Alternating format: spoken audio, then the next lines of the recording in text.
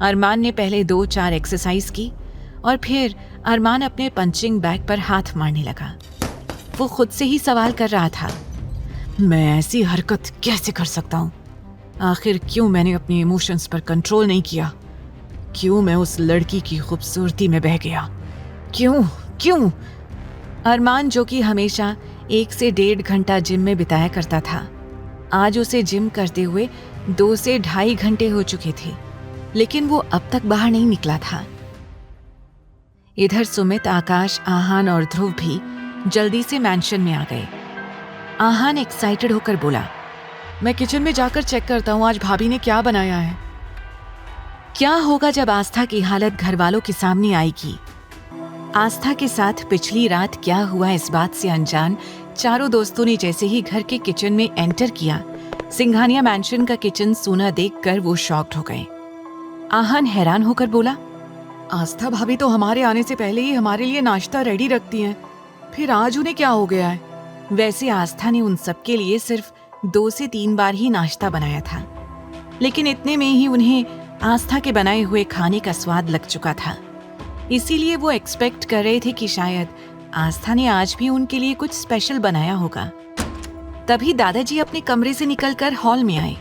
जैसे ही उन्होंने उन चारों की शक्ल देखी तो वो समझ गए कि उन सभी के मन में आस्था को लेकर सवाल थे।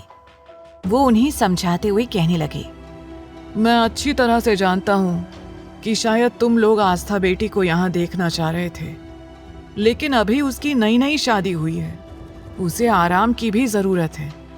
वैसे भी मैंने शेफ से कह दिया है, वो तुम्हारे लिए तुम्हारी पसंद का नाश्ता ले आएंगे। ऐसा कहकर दादाजी वहां से गार्डन में चले गए। आज सुबह आस्था को किचन में ना पाकर पहले वो भी चौंक गए थे, लेकिन फिर उन्हें लगा कि इस तरह से उन्हें आस्था पर किसी भी तरह का प्रेशर नहीं डालना चाहिए। उन्हें डर था कि इतना दबाव पाकर कहीं वो खुद को ही ना भूल जाए। धीरे धीरे अगर आस्था सारी चीजें समझेगी तो उसके लिए भी अच्छा होगा और बाकियों के लिए भी यही ठीक रहेगा। बाहर ही सारे स्टाफ जमा थे जिन्हें दादाजी ने ही इकट्ठा किया था। वो सबके सामने जाकर खड़े हो गए और ऑर्डर देते हुए बोले, जब तक बहू खुद उठकर ना आए, कोई भी उसे परेशान करने के लिए उसके कमरे के आसपास भी नहीं जाएगा।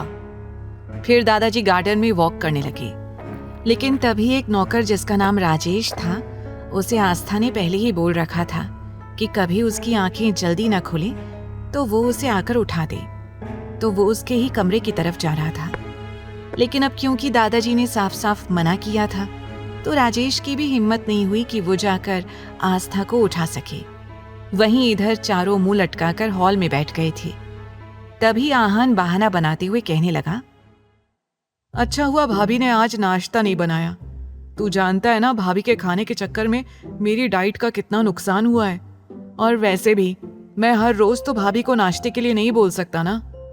आहान की बात सुनकर तीनों सिर्फ उसे मुंह बनाते हुए देखते रह गए, क्योंकि उन्हें पता था कि आहान ये सब बस अपना दिल बहलाने के लिए कह रहा था, बल्कि सच तो ये था कि वो भी आस्था के खाने को बहुत मिस कर रहा था।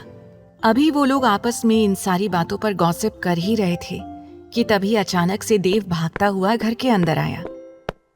देव के हाथों में इतनी सारी फाइल्स और उसका लैपटॉप देखकर वो चारों हैरानी से अपनी जगह से खड़े हो गए।